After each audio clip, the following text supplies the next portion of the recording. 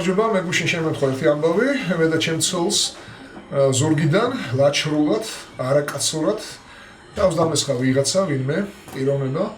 თავიდან გამომიწვია ძალიან ლაპარაკში, შენთვის რაღაცა იბუდიალა იქ ნობელის პრემია არ მოუჭებიათო ჯეროთ რაღაცა დოსტოევსკიზე და რაღაც სულელეები მებუდიალა, ბიჭოებით ლაპარაკი, ძალიან აგრესიული და შეურაცხყოფილი ტექსტებით და რაღაცას მე მიუგერო, მეთქი შენ წერას ხო არ ყავ ხარ ატანები, წერა ხო რა გიტანა მეთქი ისე ლაპარაკები ვის უბედავს საერთოდ მაგრამ ერთ ლაპარაკს და წავედით მეთქი კეთი უთხარი ჩემ მეუღლეს აგვინდა აქ გავიდეთ აქედან და გავდიოდი კიბეებზე ჩავდიოდი მაღაზიის, როდესაც ზურგში ლაჩრულად წიხლი დამარტყა რომ მოვტრიალდი შემდეგ მუშტი დამარტყა აი აქა თვალთან გამისკდა ეს ქუთუთო და სისხლი წამომევიდა და მაღაზე გადამეკეტა როცა ჩემ ცოლს შევხედე ატირებული, აცახცახებული მე ყვირელი დაიწყეს მაღაზიაში და ეს ისეთ ეგრეთ წოდებულ გორლაზე იყო.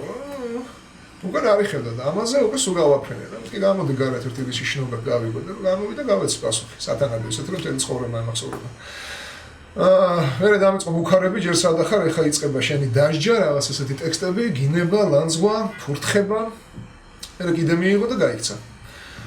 სადღაც ახლო-მახლო ცხოვრობს ჩემს სახლთან, მაგრამ მე რა მინდა თქვა, მე მინდა ეს ყველაფერი გაიგოს საქართველოს პრემიერ-მინისტრმა, ბატონმა ირაკლი ღარიბაშვილმა. ბატონო ირაკლი, თქვენ რასაც დღეს აკეთებთ, ეს არის პირდაპირი მოწოდება აი ესეთი ამბების, რაც მე გუშინ შემეთქვა. და ღმერთმა დაიფაროს ჩვენი ქვეყანა, რომ ეს ყველაფერი გადაიზარდოს უფრო დიდ, უფრო ცუდ და მახინჯ ამბებში. ეს დამთავრდება ცუდად აბსოლუტურად ყველასთვის.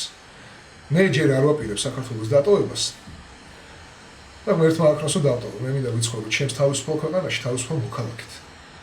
რომ არაკაცები ზურგიდან ვერ მიბედავდნენ ვერც მე, ვერც ვერავის თავდასხმას. ჩემი ცოლის წინაშე აი ესეთ ლაჩრულ რაღაც საქციელებს ვერ ბედავდნენ. აზრათაც არ ქონდეთ ეს.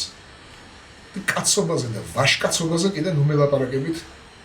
როდესაც თქვენ თვითონ აქეზებთ ხალხს ასეთი ძალადობისკენ.